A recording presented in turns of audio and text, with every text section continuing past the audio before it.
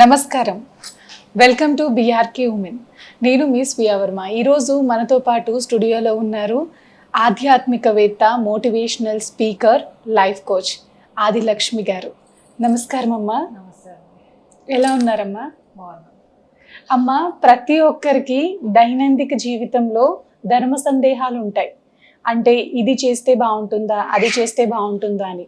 అలాంటి వాళ్ళకి మీరు చెప్పే మాటలు చాలా ఊరటనిస్తున్నాయి ఈ మధ్య కాలంలో. అండ్ అమ్మ, ప్రతి ఒక్కరూ మంచం మీద కూర్చుని భోజనం చేస్తూ ఉంటున్నారు ఈ మధ్య, పిల్లలు పెద్దవాళ్ళు. అలా చేయటం కరెక్టేనా? నమస్తే అండి. చాలా మంచి క్వశ్చన్ అడిగారు. కానీ ఏంటంటే ఈ రోజుల్లో అన్నము పరబ్రహ్మ స్వరూపం అంటాం. అన్నానికి మనం తినే అన్నానికి చాలా ప్రాముఖ్యత ఉంది. అవునమ్మా. ఎందుకంటే దాన్ని మంచం మీద కూర్చొని తినడము అని అంటే దానంత దరిద్రం ఇంకోటి లేదనే చెప్పాలి. ఎందుకంటే అన్నాన్ని మనం ఎంత శుద్ధిగా వండుతామో, ఎంత రుచికరంగా వండుతామో అంతే దీన్ని పవిత్రంగా మనం ఆహారాన్ని తీసుకుంటే చాలా బాగుంటుంది. ఇప్పుడు మంచం అనేది మనం పడుకోవడానికి ఉపయోగిస్తాం. దాని మీద కూర్చొని వెళ్ళి అన్నం తినడం అంటే అది చాలా అంటే దరిద్రానికి హేతు అనే చెప్పాలి, ఒక రకంగా చెప్పాలంటే. సో అన్నం తినడం అట్లా కూర్చొని తినడం వల్ల ఏమవుతుందంటే జీర్ణశక్తి తొందరగా ఆహారం జీర్ణం అవ్వదు. అన్నాన్ని ఎప్పుడైనా మన పూర్వీకులు చిన్నప్పటి నుంచి చెప్పింది ఏంటంటే చక్కగా బాచిపట్లు వేసుకొని కింద కూర్చొని తినడం ఒకటి.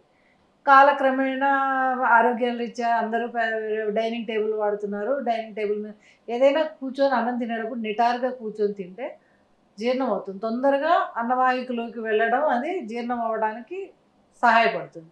సో అందుకని అన్నాన్ని మనం చాలా పవిత్రంగా తినాలి. ఇదివరకు కాలంలో ఉండేది, ఇప్పుడు మనం బఫేళ్ళు వీటికి వెళ్ళినప్పుడు చేతిలో పట్టుకొని తింటూ ఉన్నాం. మనం పెళ్ళిళ్ళకి వెళ్తాం, తింటూ ఉంటాం. ఎవరో వస్తారు, ఏదో మాట్లాడుతున్నాం, మనం ఏం తింటున్నాం ఏంటో ఏమీ అర్థం కావట్లేదు. అన్నీ ఒకేసారి ప్లేట్లో వేసుకొని తినేస్తూ ఉన్నాం. అలా కాకుండా మామూలుగా ఒక్కొక్కటి, ఒక కూర, పప్పు, పచ్చడి ఇలా ఒక్కొక్కటి వేసుకొని దాన్ని ఆస్వాదించు తిన్నాం అనుకోండి, అప్పుడు మనకు ఒంటికి పడుతుంది. మనం తిన్న ఆహారం మనం ఒంటికి పట్టడం వల్ల తద్వారా ఏమవుతుందంటే మనం ఆరోగ్యంగా ఉంటాం. ఇలాంటివన్నీ పిల్లలకు కూడా మనం నేర్పించాలి.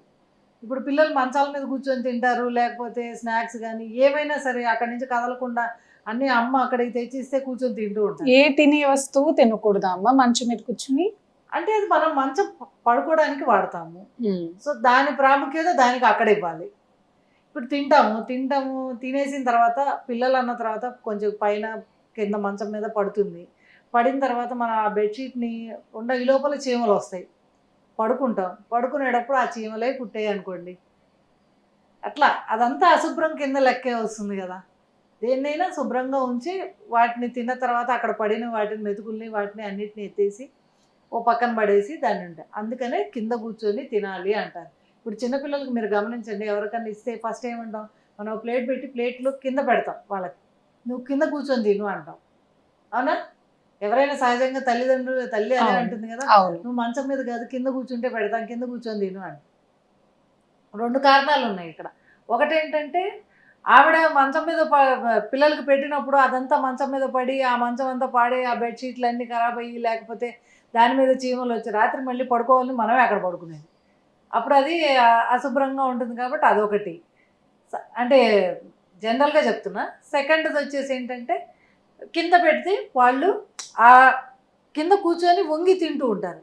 అలాంటప్పుడు ఏమవుతుంది, వంగి తింటూ ఉంటాం, చక్కగా ఆహారం జీర్ణం అవుతుంది. అదొక హ్యాపీనెస్, ఆనందిస్తారు. మీరు ఎప్పుడైనా చూడండి, మంచం మీద కూర్చున్నప్పుడు ఆ బెడ్ ఇలా లోపలికి వెళ్తుంది, కుక్కీలాగా, అంటే లోపలికి వెళ్ళిపోయినట్టు అయిపోతుంది. అట్లా తినడం మంచిది కాదు కదా. వాళ్ళు ఆనందించలేరు ఏం తింటున్నాం అనేది. అందుకని కింద కూర్చొని తింటే చాలా మంచిది అని చెప్పి మన పెద్దలు చెప్పారు. కాకపోతే అన్నం పరబ్రహ్మ స్వరూపం కాబట్టి అన్నానికి మనం గౌరవం ఇవ్వాలి. ప్రతి మెతుక్కి కూడా మెతుకు తొక్కకూడదు అంటారు. అందుకే మనం బియ్యం కానీ, బియ్య బస్తాలకు కానీ, లేకపోతే డబ్బాలకు కానీ కాలు తగలకూడదు అంటారు. కాలు తగలంగానే మనం దండం పెట్టుకుంటాం. కంచానికి కాలు తగలకూడదు అంటారు. కంచానికి కాలు తగిలిన దండం పెట్టుకుంటాం. ఇవన్నీ పిల్లలకి నేర్పించాలి. ఇప్పుడు కాలంలో ఎవరికి తెలియదు. అది కొట్టుకుంటూ వెళ్ళిపోతారు. వెళ్ళంగానే వెనక్కి తిరిగి దాన్ని దండం పెట్టుకోవాలన్న దీన్ని నేర్పించాలి. అందుకని చాలా పవిత్రంగా ఉంటుంది అన్నమాట. భోజనం చాలా పవిత్రం. కూర్చొని బాచిపెట్లు వేసుకొని తింటే ఆ అన్నం ఎప్పటికైనా శ్రేష్టం. కాదు, కాలక్రమేణా అనారోగ్యాల రీత్యా డైనింగ్ టేబుల్ వచ్చినాయి. అవి కూడా కాదు, ఇంకా మరీ మంచంలో ఉన్నప్పుడు తప్పదు. పెద్దవాళ్ళు మంచంలో ఉన్నప్పుడు వాళ్ళకి సేవ చేయటం, అంటే భోజనం వాళ్ళకి పెట్టడం, పెట్టిన తర్వాత వాళ్ళ చుట్టుపక్కల పరిసరాలు శుభ్రంగా ఉండేటట్టు చూసుకోవటం. లక్ష్మీదేవి ఏమవుతుందంటే అన్నం మంచం మీద కూర్చొని తింటే బృహస్పతి, రాహు ఈ రెండు కూడా లక్ష్మికి సంకేతాలుగా ఉంటాయి. అవునమ్మా. మనం అన్నాన్ని మంచం మీద కూర్చొని తింటే అది దరిద్రానికి హేతు. సో అందువల్ల లక్ష్మీదేవి ఉండదు అక్కడ. లక్ష్మీదేవి లేకపోతే మిగతావన్నీ లేనట్టే కదా. జ్యేష్ఠ లక్ష్మి లక్ష్మి వస్తుంది. అందుకనే మంచం మీద కూర్చొని తినకూడదు ఎప్పుడు. అసలు కింద కూర్చొని తింటా శ్రేయస్కరం. కాలక్రమేణా డైనింగ్ టేబుల్స్ వచ్చాయి కాబట్టి డైనింగ్ టేబుల్ దగ్గర తింటాం ఇంకా మంచిది. అది కాదమ్మా, ఇప్పుడు మంచం మీద కూర్చొని భోజనం చేయటం మంచిది కాదు. ఇప్పుడు బూజులు ఉంటూ ఉంటాయి కదా ఇంట్లో, ఆ బూజులు అనేవి ఎప్పుడు పడితే అప్పుడు దులుపుకోవచ్చా? బూజు ఎప్పుడు పడితే అప్పుడు దులపకూడదండి. మంగళవారం, శుక్రవారం రోజుల్లో మనం ముఖ్యంగా ఇల్లు దులపం. ఎందుకంటే అవి మంగళవారం, శుక్రవారం అనేది లక్ష్మీ ప్రధానంగా లక్ష్మీదేవికి సంబంధించిన. గురువారం కూడా, గురువారం, శుక్రవారం, జనరల్గా శనివారం కానీ అలాంటి రోజుల్లో అసలు బూజులు దులపరు. మంగళవారం, గురువారం, శుక్రవారం, శనివారం వీటిల్లో దులపరు. ఎందుకంటే ఇవన్నీ గురువారం కూడా మనం చాలామంది లక్ష్మీనారాయణని పూజిస్తూ ఉంటారు. గురువారం అనేది లక్ష్మీనారాయణ అంటాం కదా, గురువారం రోజు. మంగళవారం మనం సరే, శుక్రవారం ఇంకా ఇట్లాంటివి ఇలా బూజులు దులపకుండా, ఆ రోజుల్లో దులపకుండా మిగతా రోజుల్లో దులుపుకొని శుభ్రంగా ఉంచుకోవాలి ఇల్లు. ఇల్లు ఎప్పుడు బూజులు పట్టినా కానీ లక్ష్మీదేవి కంటే ముందు వచ్చేసి దరిద్ర లక్ష్మి జ్యేష్ఠాదేవత వచ్చి కూర్చుంటుంది ముందర. దేవుడి మందిరాన్ని శుభ్రంగా ఉంచుకోవటం, దేవుడి మందిరాన్ని నెలకు ఒకసారి వాటిని అన్నిటినీ దేవుళ్ళు ఉన్న పటాలు కానీ పులిగాపు అంటారు మామూలుగా, దాన్ని పులిగాపు చేసుకొని ఉంచుకుంటే బాగుంటుంది. పూజ చేసినప్పుడల్లా శుభ్రం చేసుకోవాలి కదా. పూజ చేసినప్పుడల్లా పటాల్లో ఉన్న ఇవి మాలిన్యాన్ని, నిన్న పెట్టిన పూలు వాటి ఉంటాయి, వాటన్నింటినీ శుభ్రం చేస్తాం. రోజు శుభ్రం చేయాలి. ఊరికే గుడ్డ పెట్టి అంత మటుకు మనం ఎక్కడైతే దేవుళ్ళు ఉంటాయో పూజా మందిరం ఎలాగో చిమ్ముకుంటాము, అది అవుతుంది, తుడుచుకుంటాం. ఆ దేవుడు దీని మటుకు ఒక మంచి క్లాత్ ఒకటి ఉంచుకొని దాంతో అక్కడ మటుకు పసుపు కుంకుమ అవి శుభ్రం చేసుకొని ఎక్కువగా అక్షంతలు వేసేసి విగ్రహాల మీద ఇంత కుంకాలు వేసి పసుపులు వేసి పూజ కూడా చేయకూడదు. ఎందుకంటే మనం ఈ 2 వేళ్లతో ఇట్లా పట్టుకొని పసుపు కానీ కుంకుమ కానీ అక్షంతలు కానీ ఇట్లా వేయాలి అంతే. రోజు ఇంత వేసేసి వాటిని తీసుకెళ్ళి మళ్ళీ ఇవి చేయడం కూడా చేయకూడదు.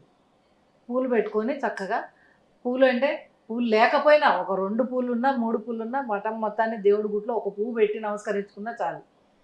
దీనికోసం వేరే వాళ్ళ చోట్లకి వెళ్ళి అక్కడ పూలు కోసుకొని వచ్చి అవన్నీ చేయడం కూడా ఇది కాదు. అందుకని విగ్రహాలు పెట్టుకోవచ్చమ్మా మామూలుగా. విగ్రహాలు అంటే మన ఈ వేలు ఉంటుంది కదా, బొటన వేలు ఇంత సైజు విగ్రహాలు మాత్రమే పెట్టుకోవచ్చు. అదే విగ్రహాలు మరీ ఎక్కువ పెద్ద పెడితే వాటికి కూడా డైలీ నైవేద్యం పెట్టడం ఉంటుంది. డైలీ నైవేద్యం, మహానైవేద్యం అని ఉంటుంది.